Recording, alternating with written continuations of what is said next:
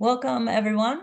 Thank you for joining us today. We are talking about the psychology of capital raising with our guest, Anna Robinson. So, Matt, take it away. Thank you, Kylie. Yeah, the psychology of capital raising, it should be an interesting topic. I know it's not one that is addressed as often, so I'm excited to have Anna Robinson here from Havener Capital. Welcome, Anna. Thank you, Matt. Excited to be here with you guys today. Excited to have you. So, yeah, let's start with if you can tell me a little bit about your background to give people some context, kind of, so maybe your personal story, how you connected with Havener, what your history background is, and give people some context before we dive into everything. Okay, that sounds great.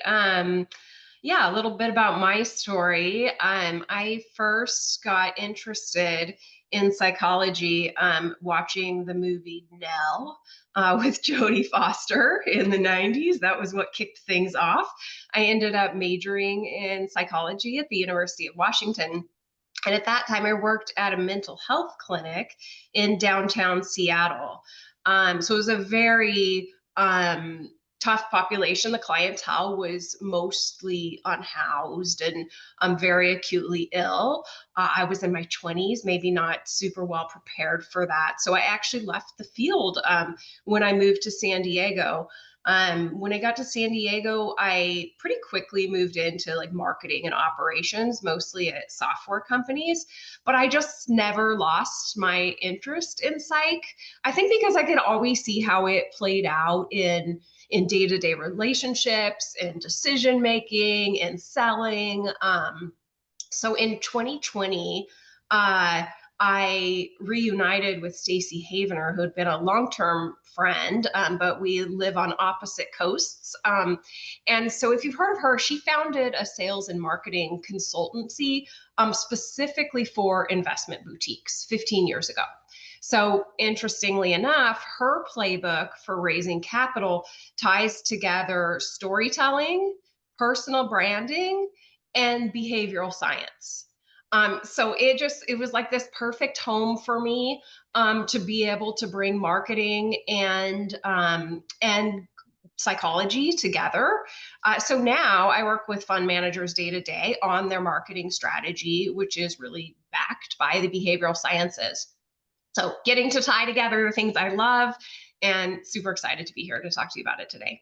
Well, that's a cool story, and then to find somebody that you really know well that you could reconnect with and utilize your strengths. I mean, that's not always easy to do. So, congratulations on that. Thank you. Such a win. So maybe let's go a little deeper then as we segue into the capital raising piece, which I know is what most of our client base is always very interested in because it's central, right, to the success of their business. It's the lifeblood of being able to actually grow and scale a fund management business.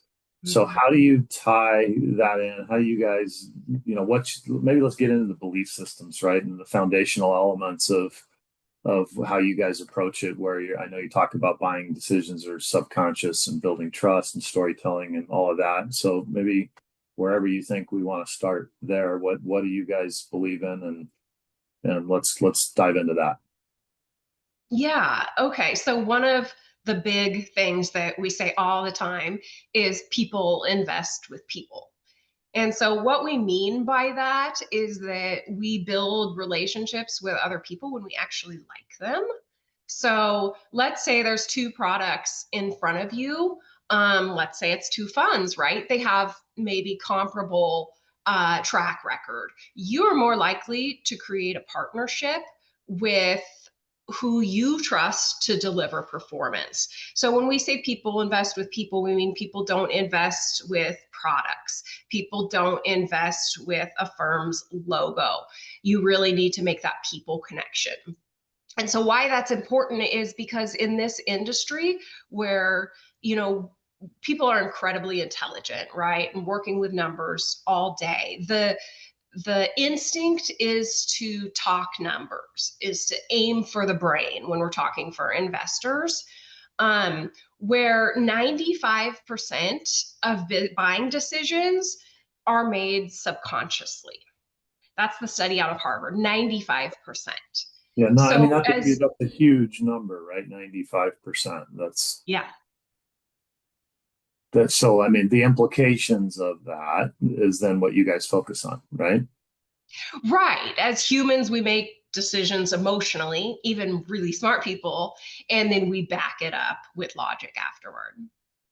So how does that translate into, let's say, the work that you do? Because of course I mean, I think intuitively people know very clearly, right, that people do business with people they like. I mean, everybody's heard that going back to forever, but I would agree with you that in a lot of our work, I see that people, when they put materials together, it tends to be focused on much more concrete stuff, numbers, etc. Hmm. And I think it's a bit lost in translation. So how do you practically suggest to people that they implement that? Because obviously getting them to like you is you need to be likable in order to Uh-huh. get somebody to like you, not because you're pretending, to be their friend or anything, right? So how does that all manifest in your work? Yeah, so we like to say aim for the heart, not for the brain. And so the way that you actually do that is through storytelling. So research shows that stories elevate oxytocin. That's the brain's trust chemical. And so there's actual science behind when you're telling a good story, you are actually activating that chemical. You're building trust and empathy in the brain when you're storytelling. So there's two reasons I'll share that storytelling, really works to aim for the heart. One is that storytelling is more memorable. People can recall stories 22 times more than raw facts. So we want to be telling stories when we're talking to people. We don't want to, like regurgitate fact sheet details, right? Fact sheets have their place, but we really want to tell stories. The other point is that stories increase the value of what you're selling. So I don't know if you've heard of this project. I love sharing it because it really shows how value can be increased. It's called the Signature Objects Project. So there were these two researchers, and they set out to basically prove this theory that stories increase the value. So they went around to thrift stores, they bought a bunch of items, stuff like snow globes and figurines and stuff that like were just meaningless items, right? And then they hired writers to write stories about these objects. And then they put them up on eBay, put them for sale with these stories. So they had, really kind of these emotional story pieces about each item.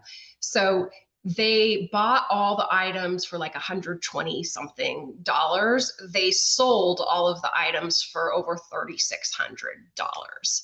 Um, and in case that sounds unethical, they did give the money back. But it was just one of those ways to really show that, like, when we read a story about something that's even a meaningless item, much less an item that can change the outcome of our lives, how much we can really speak to somebody's heart.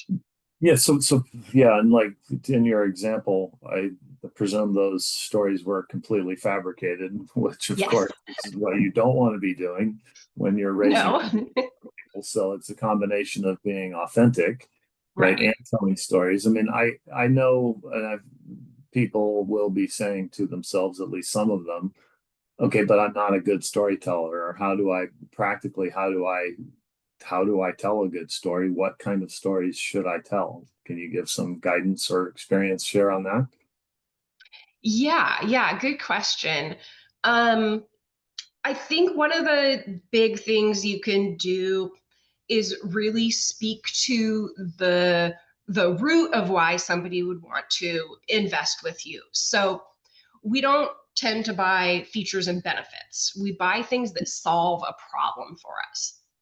So there's something called loss aversion theory that says we look to avoid pain even more than we look for opportunities. So a lot of times in the investing world, there's a lot of opportunities, but if you can get down to the root of like solving somebody's pain for them, that's a really good thing that you can speak to in your stories.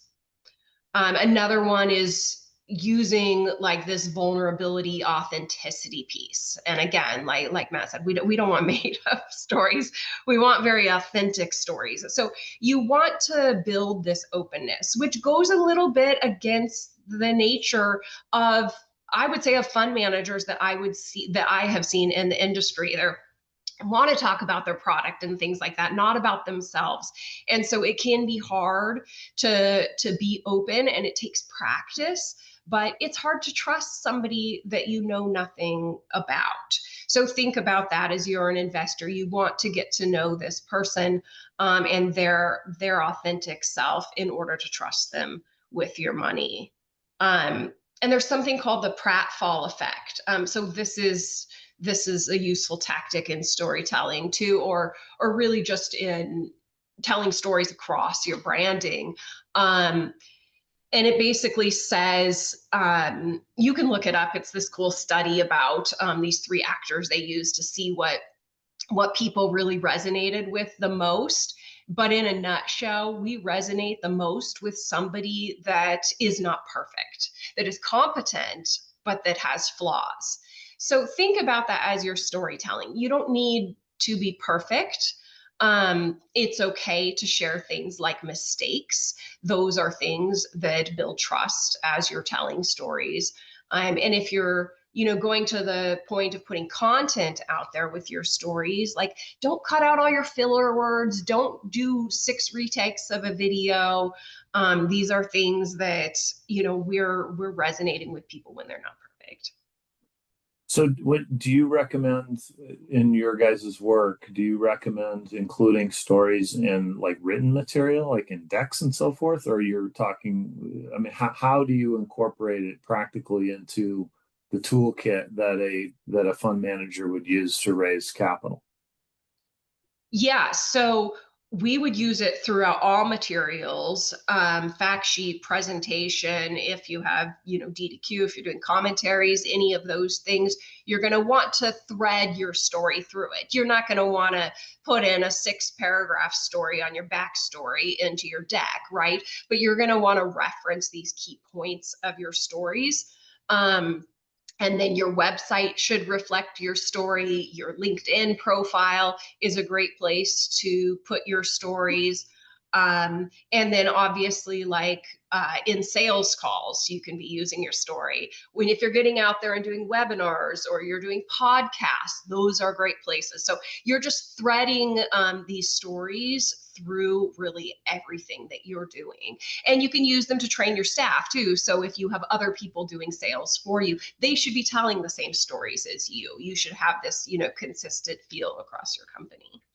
And then do you recommend having sort of I mean, obviously there's your backstory, and everybody's got a story of their life and their work and their evolution and their history, right? So you're trying to leverage that as much as possible in an authentic way, correct?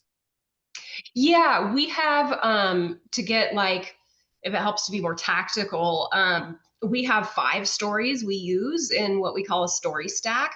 So you have your brand story, which is like this very short, concise statement, how we help our audience, right?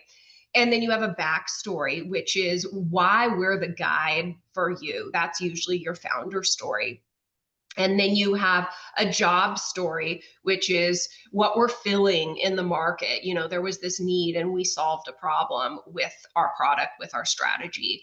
And then there's impact stories, which are like case studies. So those are proving that you help investors, that you have had an impact on previous investors. Those are great for social proof. And then there's portfolio stories, which are stories about your holdings. And so, there's all kinds of stories you can be telling so I talk about storytelling very loosely, but we have these very specific ways of threading your story through your materials and your conversations. Does that help? It does, yeah. And I think for as much as possible, I try to, for our audience, right? They're looking very much for what are practical, ways in which we can improve the way in which we go out and raise capital. So things like that are super helpful. Do you recommend chain adjusting the story, changing the story. I guess the story evolves over time, but it's not fundamentally, like, you're not coming up with a whole new story, on a regular basis, I would imagine, right? What does that look like in terms of consistency of that story? I mean, I know that a lot of times people that are, you say the same things over and over and over again, and it feels like people are getting tired of it. But in reality, as the person delivering that message, it's more important to be consistent with that message than it is to feel like you're repeating it too often, right? So, any thoughts on that topic? Yeah, I mean, I think you're nailing it. You want to say it more times than feels comfortable. One, it takes people 7 times to hear things once, really. So if you're putting out content on LinkedIn, like that has a short life. If you put content on your blog, not everybody's making it to your blog. So there's all these places we feel like we're repeating ourselves, but that doesn't mean everybody in your audience is seeing it. So you want to tell this over and over and over until it sticks, until it's memorized. The way that, if you think of huge product brands and things like that, like you can pull up slogans in your mind and stuff like that very quickly. You want that memorized by your audience so that they can come to you when it's actual decision making time. Your top of mind and your story is known. Yeah, that makes a lot of sense. So I know that in your work, like, as we've gone back to the whole psychology, the psychology of sales, and some of the principles of psychology that people can use to help them sell. Do you have any thoughts or tips around some of those principles in the psychology of sales? Maybe some things people get wrong, or what they should focus on more of, or anything like that? Yeah, those are good questions. Let's see, we've got a couple here up on up on the screen. I can touch on those. So one mistake we see fund managers make is like overemphasizing that performance.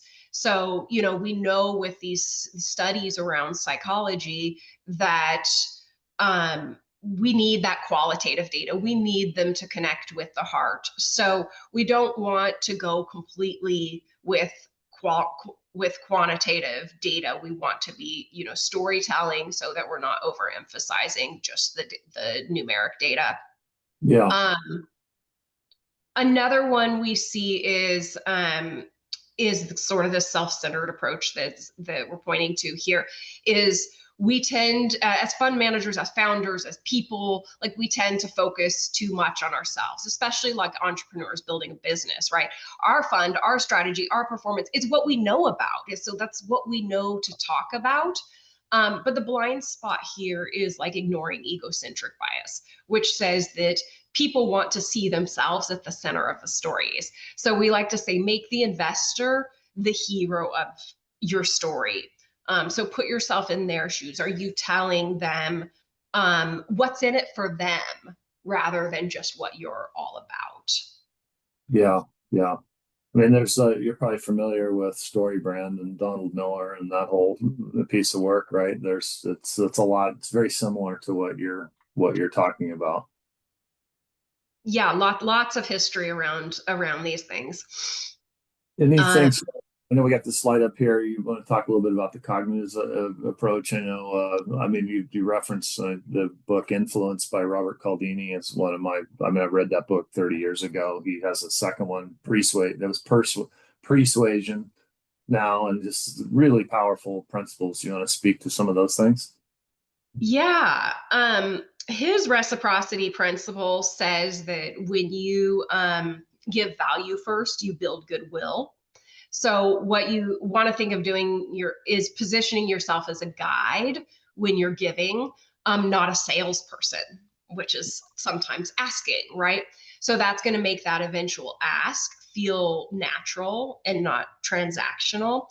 We have an actual framework we use at Havener called the Give, Ask framework, which is very cleverly named. You give 3 times before you ask. So what you're doing there is like building that goodwill. So say there's you want to go to that next step in your sales funnel. Say it's time to like ask the prospect for a meeting or something like that. You can sorry, my cold. you can give to that person 3 times before you do that ask, and that is more likely to produce Yeah. better results. So when I say give 3 times, that can be introducing them to someone in your network, that can be commenting on their LinkedIn post. These don't need to be mind-blowing things. You just want to make sure you're showing that you're there for them. Mirror exposure effect says that the more we see something, the more we like it. So we want to breed that familiarity. So a good inbound marketing strategy is what's going to help you do that sort of thing, where you're leaving these breadcrumbs everywhere that your investors are. The more familiar they get with you, the more they like you and can trust you. To that point, Anna, and then we'll go on with the other ones, but real quick is it's an increasingly um, difficult world to get through to people. There's so much information 24/7 on so many devices. And like, how do people with limited budgets, and they're not Coca-Cola or Google, that kind of expenditure to get that familiarity?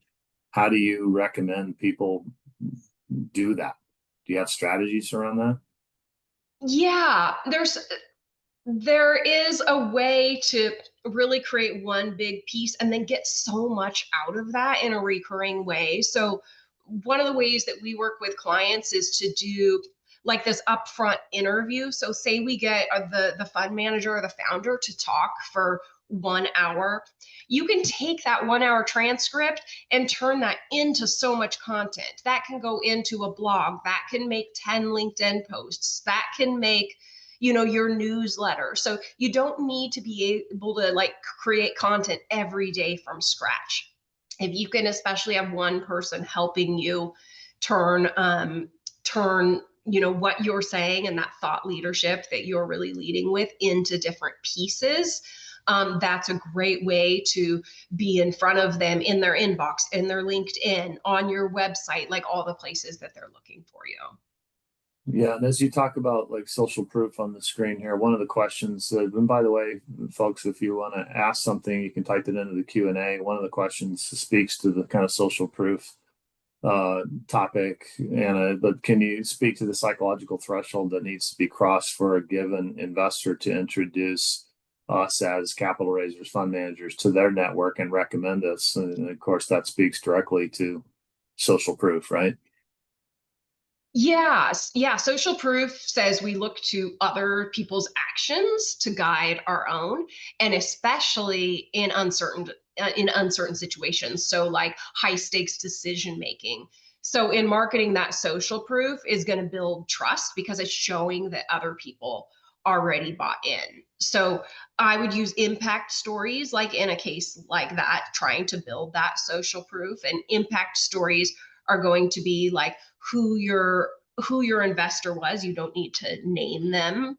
You can describe who they are enough so that an investor that's like them can put themselves in their shoes. You're going to talk about a problem that they have, and then how your product solves that problem, and then most importantly, the impact that it had on that investor. So that's a great way to bring investors along through that due diligence journey. Yeah, and then your concept around attract and repel, right? That's the gist is that you're not going to please all of the people all the time. You can't be perfectly neutral to everybody, right? You have to sort of take a position, and that's just necessarily going to mean that some people aren't in love with you, and that's the way it goes, right? Is that the principle? Yeah, and I think it goes like against our nature a little bit, right? Because like if you're trying to raise money, you kind of want all of it that you could get. You don't want to turn anyone away, not in the beginning, right? And when we're trying to build an audience, we don't really want to like offend people or say we're not for you or anything like that. But when you're building a business, it's so important to like ideal what is your target market. What is the ideal client for you in a fund manager's case? What is the ideal investor? Who do you want a long-term partnership with? And if you can identify that, it doesn't mean you have to turn away any other business, but what it does mean is that's who you're speaking to. when you're telling your story. And so you can speak to much more specific things when you really know who you're trying to attract.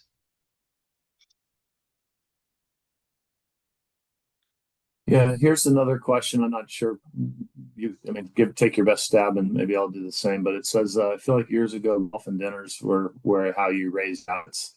And then the next phase was impressive decks that marketers would painfully read through. And then the evolution was ditching the deck and focusing on the person in the story, trying to build a connection. What are your thoughts as to the next phase and the evolution of capital raising?